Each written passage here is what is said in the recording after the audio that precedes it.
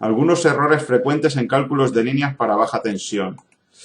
Vamos a intentar buscar una respuesta a esos errores más frecuentes que suelen ocurrir cuando uno está haciendo cálculos o cuando tiene que elegir un tipo de cable u otro, quizá porque las normas no han sido demasiado claras o porque, bueno, pues hay algunas costumbres que son erróneas. Entonces vamos a intentar buscar el buen camino o darle una explicación a todo esto, ¿no? Empecemos por lo que son los cables termoplásticos y termoestables.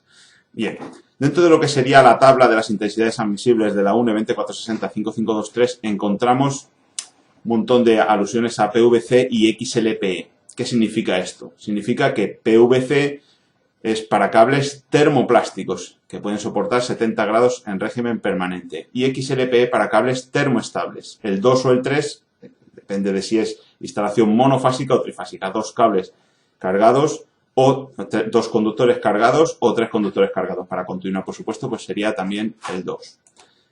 Bien. PVC, como vemos, y XLPE.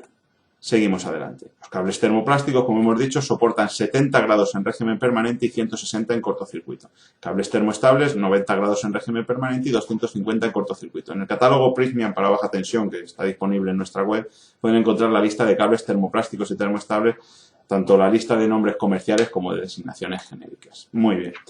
Cables termoplásticos y termoestables, seguimos con ello. Cables tipo AFUMEX. El error más frecuente inicial con este tipo de notaciones se producía con los cables AFUMEX de 750 voltios. ¿Por qué? Porque siendo cables libres de halógenos, la gente entendía que eran cables que había que buscar por la notación XLPE, pero no es así, ya que la designación PVC o XLPE es instrumental. No quiere decir que el cable tenga aislamiento de PVC o de XLPE, sino que el cable se comporta térmicamente como PVC o como XLPE. Cable AFUMEX Plus de 750 voltios es termoplástico y por tanto hay que buscarlo como PVC.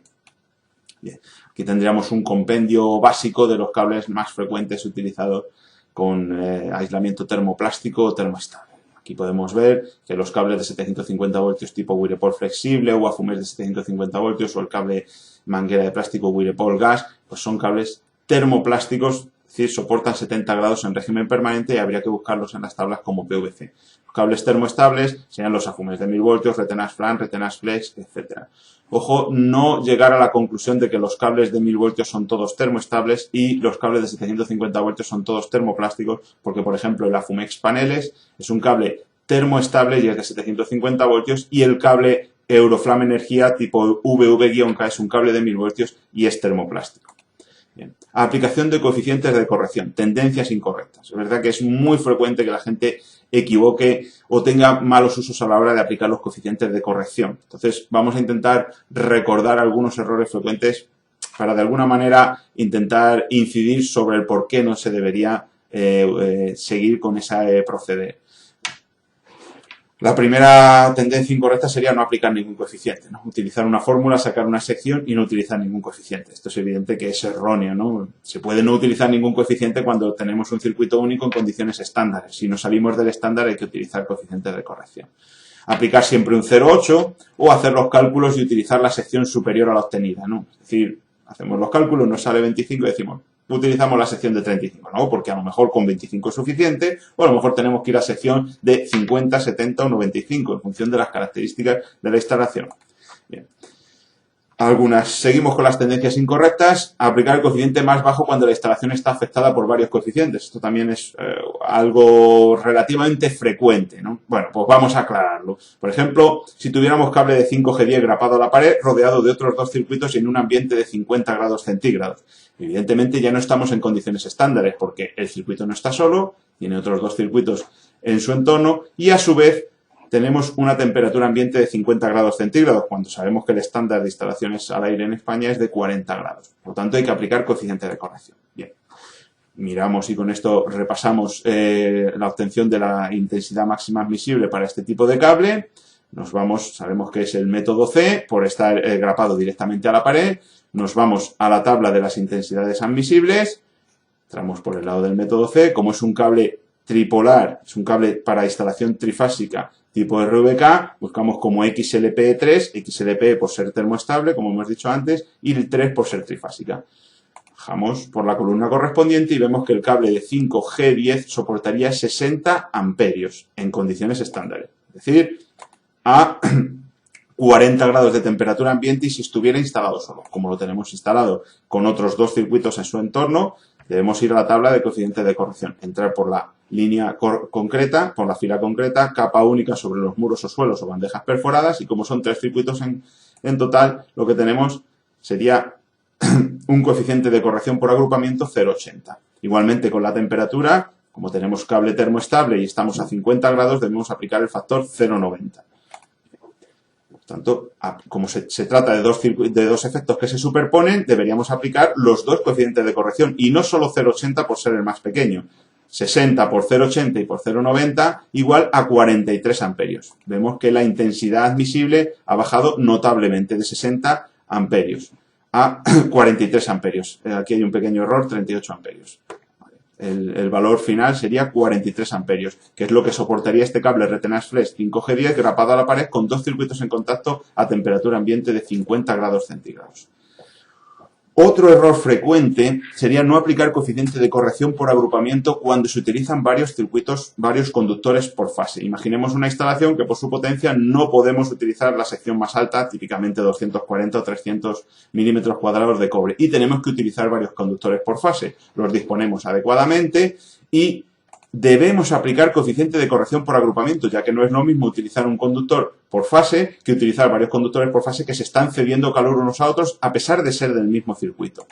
Esto es, se precisa de un coeficiente de corrección por agrupamiento. Si tuviéramos un circuito con 4 cables por fase al XZ1 de 1 por 240, cable tipo al Voltaren Flamex, en bandeja no perforada con las ternas en contacto, a una temperatura de 40 grados centígrados, buscamos, en este caso, el sistema de instalaciones, el tipo C, cables unipolares sobre bandejas no perforadas en este caso, nos vamos a la tabla de intensidades admisibles y para el sistema C y para trifásica en aluminio, como es el caso, para cable de 240 vemos que la intensidad máxima admisible en condiciones estándares serían 332 amperios.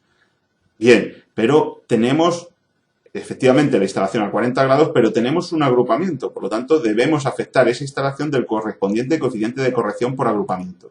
Nos vamos a la tabla, igualmente entramos por la fila 2 y vemos que el coeficiente de corrección por agrupamiento para 4 ternas, ya que son de un mismo circuito, no podríamos decir 4 circuitos, para estas 4 ternas sería 0,75. Por lo tanto, cada terna soportaría 332 por 0,75, 249 amperios. Es decir, el circuito al completo soportaría 996 amperios.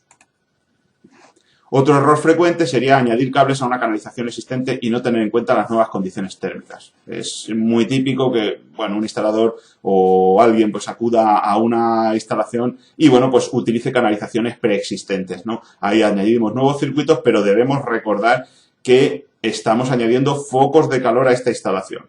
Entonces, es evidente que lo suyo sería descargar ya los circuitos que allí tenemos y tenerlo en cuenta con estos nuevos que aparecen. Podemos recalcular estos nuevos, pero es verdad que es difícil descargar estos otros que ya tenemos en la instalación. En cualquier caso, es algo que no debemos perder de vista. Es necesario tener en cuenta el nuevo agrupamiento y para los nuevos circuitos y para los ya existentes y aplicar el factor de corrección por agrupamiento adecuado. En cualquier caso, sí decir que, aunque esto no es algo que se haga siempre, sobre todo descargar los que ya existan, es algo que hay que tener en cuenta porque estamos modificando las condiciones de la instalación. Bien. Y por último, recordar que es importante, claro, considerar la variación del sistema de instalación a lo largo del recorrido de una línea. No es lo mismo tenerlo primeramente en una misma línea, tenerla primeramente, por ejemplo, tendida sobre postes y luego directamente enterrada. Es un sistema de instalación distinto y deberíamos considerar siempre el sistema de instalación más desfavorable. Solo hay ciertas salvedades que recoge la UNE 2465523 para longitudes de 20 centímetros o de 1 metro en función de cómo sea el sistema de instalación. Recomendamos consultar esta norma, pero son de las pequeñas excepciones. Tendrían que ser tramos muy cortos, insisto, 20 centímetros en un caso o 1 metro en otros casos distintos. En general, siempre considerar el coeficiente, siempre considerar el sistema de instalación más restrictivo como es lógico.